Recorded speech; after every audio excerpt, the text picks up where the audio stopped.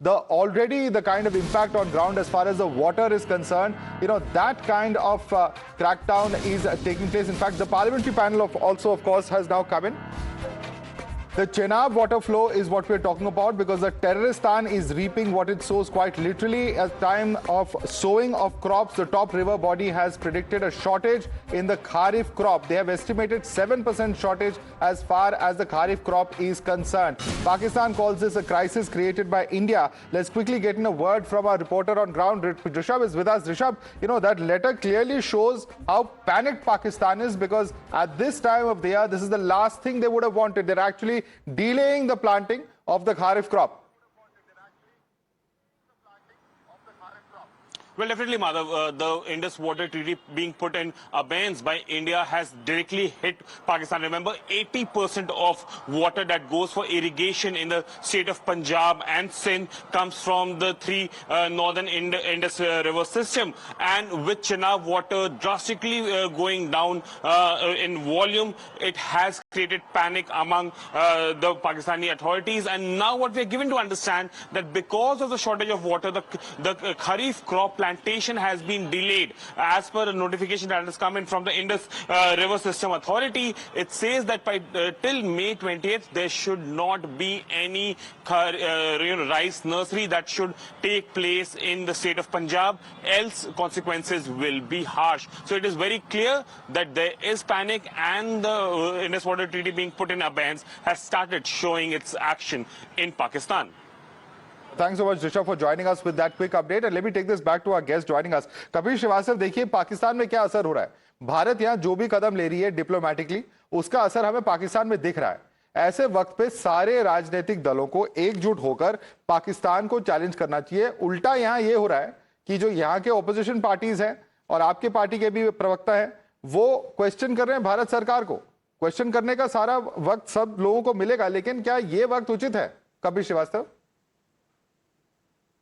देखिए, सबसे पहली चीज तो हम आपको ये कह दें कि समूचे विपक्ष ने एकजुट होकर के एक राय दी कि हम सरकार के लिए हुए हर फैसले के साथ खड़े हैं, और हर पार्टी का प्राधिकृत व्यक्ति वहां पर ये सारी चीजें करें. ये जरूर है कि मेजबान ही नदारत था, यानी कि जिनको होना चाहिए था, हमारे प्राइम मिनिस्टर साहब, उन पर राजनीति हावी थी और वो वोट मांग रहे थे बिहार के अंदर.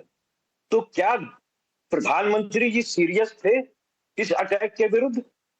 सबसे पहला प्रश्न ये खड़ा होता है, और मीडिया ये प्रश्न क्यों नहीं पूछता है इनसे कि साहब आपने बुलाया विपक्षी दलों को और आप नदारत हो गए, और आप बैठ करके बिहार के अंदर आप वोट मांग रहे हैं और नीतीश बाबू के साथ हाहा टिप्पणी कर रहे हैं. तो आप कह रहे हैं कपिल श्रीवास्तव, जो अजय राय प्लास्टिक के खिलौने के फाइटर जेट दिखा रहे हैं, नींबू मिर्ची उस पर लटका रहे हैं, ये सब ठीक है, इससे फोर्सेस डिमोरलाइज नहीं होंगी? सबसे पहली चीज तो ये है कि फोर्सेस तो उसी समय डिमोरलाइज होनी शुरू हो गई थी जब राजनाथ सिंह जी को राफेल के टेक्नोलॉजी पर विश्वास नहीं था, नींबू और मिर्चा लगा रहे थे. ये कैसी बात है? शस्त्र पूजन अगर हो रहा है, आप उसको भी गलत बताएंगे? जो है ये आप संजू वर्मा, टेक्नोलॉजी पर नहीं, Sanju Verma, you are the one. रुपए पे खरीदा गया, आप नींबू मिर्चा लगा करके कपिल श्रीवास्तव, इतना बता दीजिए, सुखोई जब आया तो उस वक्त इस तरह की कोई फंक्शंस नहीं हुए. मुलायम सिंह यादव उस वक्त डिफेंस मिनिस्टर नहीं थे. डिफेंस मिनिस्टर, अगर मुलायम सिंह यादव की तुलना करनी तो कीजिए ना कि सियाचिन में 4 किलोमीटर तक चीन को पीछे धकेल दिया, और नेताजी की वजह से आज हमारे अमर शहीदों का शव जो है वो सम्मान पूर्वक उनके घर पे पहुंचता है. सर, आप पूजा की जो बात कह रहे हैं, सर आप जिस पूजा की बात कर रहे हैं, ये पहली बार नहीं हुआ है. शस्त्र पूजा है इस देश में, इस पूजा की प्रथा भी है, और अगर आप करें तो ठीक है, बाकी पॉलिटिकल पार्टीज करें तो गलत है.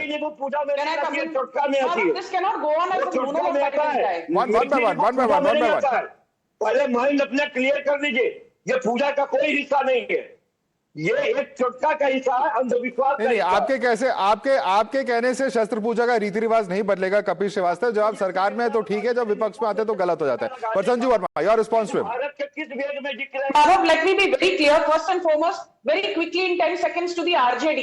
Sudhakar Singh is a member of parliament from the RJD. He's the son of RJD's national president Jagdanand Singh.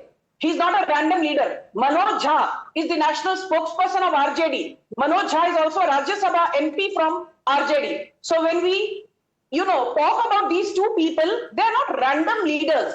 They have been seasoned politicians for the longest time, and brazenly with rabid impunity, they are linking Pahalgam to Pulwama, doing a disservice to the armed forces, doing a disservice to the narrative, and doing great service to the narrative that is currently underway in Pakistan.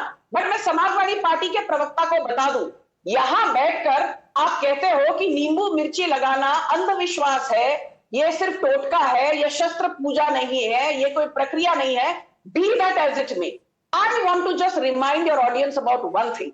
2010, 2012, 2 बार संकट मोचन मंदिर के पास जब अखिलेश यादव मुख्यमंत्री थे, Indian Mujahideen ने bombing की, and Akhilesh Yadav went knocking on the doors of the Allahabad High Court saying Indian Mujahideen बेकसूर है.